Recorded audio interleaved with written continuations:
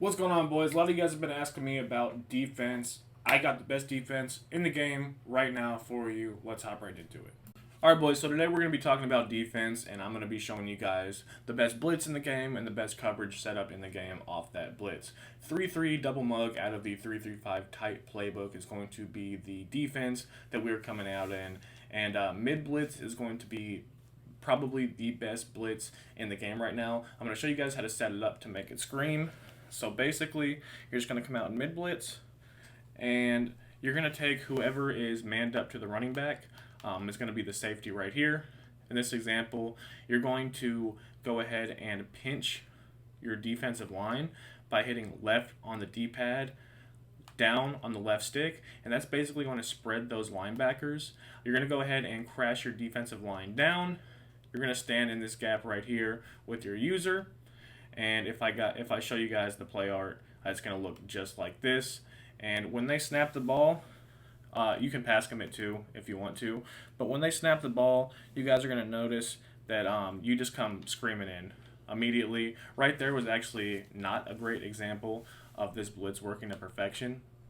You can press, you don't have to press if you don't want to. But really the main thing is that you stand right here with your user. If you want to blitz your user, you can. It does help the blitz come in a little bit better. But if you want to be able to switch stick fairly easily, I would recommend that you don't blitz your user. You can always put him in a spy. Spies are really, really good for users in general because you can switch stick off them, and of course you can click off and then they will still follow the quarterback, so you prevent those scrambling yards. But so we're going to go ahead and pinch our defensive line, crash our line down, show you guys the play art right here. It looks just like this. You might have to crash down a couple times to get the right blitz angles. Sometimes it doesn't work exactly how you want it to. See right here, that's exactly what you want. And if you go ahead and pass commit, when they snap the ball, you guys are going to notice this come screaming in. You can follow the running back if you need to, if they are sending the running back out on a route. But the main thing is that the blitz is going to come in pretty consistently, and it's honestly the best blitz in the game right now. Sometimes when you pinch your line, it does that. If that happens, you just go ahead and re-blitz everybody, and you will get the same kind of look right here. The blitz angles are very, very important for this blitz to work, and the abilities are also very important. Quick jumps are going to make this blitz come in a lot faster. Texas is probably the best team for this. I didn't even set the personnel up right, but you want to make sure you have quick jumps on the outside if possible, because that's going to make sure that you scream at the quarterback literally as fast as possible. If you can get gold, platinum, quick jumps, you guys are going to get almost immediate pressure with this blitz. But you want to stand right here, right on top of the center, and then when they snap the ball, you guys are going to notice how effective this blitz is. A lot of the time you'll get A gap, B gap pressure, and somebody coming off the edge. So if they try to scramble, it's not going to matter too much. So this is the blitz. Let's show you guys the coverage setups off of this. All right, so once you run this blitz enough, basically people are going to start blocking their running back and maybe a tight end as well. And at that point, the blitz is not going to be as effective. So I'm going to show you guys the best coverage defense in the game, and that is going to be the double mabel. If you guys did not already know what that is, I'm going to show you guys right here. So we're going to go ahead and go into coach settings. We're going to set our flats on 25 and our curl flats either on 0 or 5. I actually like 0 this year for curl flats.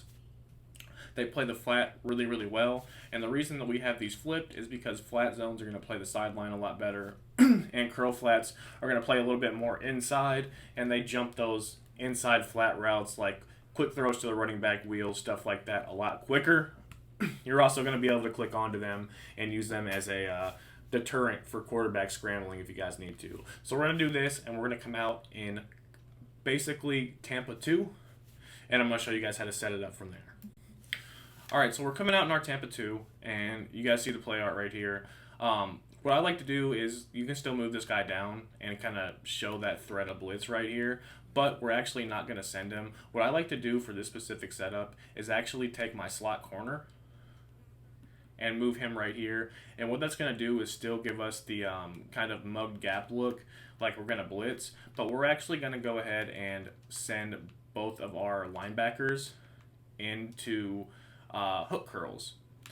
So basically, the play art's going to look something like this. Or not hook curls, I'm sorry, curl flat zones. We're going to send them both into curl flat zones. So we're going to have a flat and a curl flat on both sides of the field. And our user is going to be responsible for the middle of the field. If you guys want to, you can switch the roles. And so you can get out to the flats a little bit quicker. You can actually send your defensive ends into curl flat zones by go ahead and double tap left on the D-pad. And then you click whichever defensive end you want to put into a zone, and then you're going to hit right on the left stick to put them into curl flat zones, and that's going to look something like this. Then we can go ahead and still mug this gap right here. You're still going to have a 4-man pressure. If you want to do that, you can put your guy in whatever assignment you want. Like I said, I like the QB spies. So your defense is going to look something like this. And if you have time, you can back both of these DBs up. What that's going to do is make sure that they play a little bit deeper because, again, we have them in those 25-yard zones. So you're going to notice when they snap the ball, most people flood the sidelines with some kind of corner route combo. We take the middle of the field right here. We still get really good pressure, and really nothing's open. Of course, they had a lot of time right there. Normally that's not going to happen. And if I wouldn't have put my defensive ends in those curl flat assignments, and I would have put my linebackers instead in those curl flat assignments, this defense would look a lot better. So we're going to go ahead and do that right now, show you guys the play art. Really easy to set up. We're already in that cover 2, so we have to look out deep over the middle, but the sidelines are really well covered, and our user is what the middle of the field is for anyways. Most people will set up some kind of flood concept with like a corner route, something like this. If I can set it up, corner route, a flat route, and then something like this on the offensive side of the ball to give them basically control of multiple sections of the sideline, and the defense that we have is going to do a really, really good job at guarding the sideline. Now, if you are facing somebody that has most of their receiving threats on one side of the field, you can always mix it up a little bit. That's more of an advanced defense style that I will get into here in just a minute, but this is going to do just fine as far as pressure goes, and as far as basically coverage goes, really just in general. So when they snap the ball here, you guys, basically all you want to do is cover the middle of the field, and eventually that pressure will come in. You're still sending 4, so you still have plenty of people rushing, and there's not really a whole lot you have to worry about. The main thing is that you want to mug the gap with this slot corner right here to ensure that you basically what you're doing is occupying the offensive lineman and making it to where their life is a little bit harder. Now, like I said, if they have only one receiver on one side of the field, you can do something like this. Go ahead and man up one of those corners. You can always, kind of roll your coverage accordingly, something like this. So you have the same kind of look on one side of the field. You're still covering the middle of the field a little bit better than you were before, and you can always still do the double flat thing on both sides if you'd like, really however you guys want to set it up. But the main thing is that on the strong side of the field where they have multiple wide receivers, you want that 5 or 0 yard flat and the 25-yard flat as well. That's going to do a really good job at protecting the sidelines and making sure you can't get flooded by some really good basic route combos that you guys are going to see with a lot of people online. We're going to go ahead and snap the ball right here. Basically try to use her what we can. We use her over the middle, wait for our pressure to come in, and you guys see it does a really good job. If we hop into instant replay right here, you guys are going to see this is taken away, this is taken away, this is taken away. There's maybe a window to throw right here, but if you're good enough with your switch stick, you shouldn't have to worry about that. The running back is actually kind of open right there, which is a little bit unfortunate. You can always flip these zones too. So if you want to have your flats on 0 or just play regular hard flats and your curl flats on 25, you can as well. Just note that they're not going to play the sideline quite as well, so you might have to switch stick just a little bit earlier to play those corner routes a little bit better, is basically what I'm saying. Also, out of this Tampa 2 defense, something that I did forget to mention, you can still send pressure if you want to. We'll come out and I'll go right here. So you can still set up pressure with this Tampa 2 defense by globally blitzing your linebackers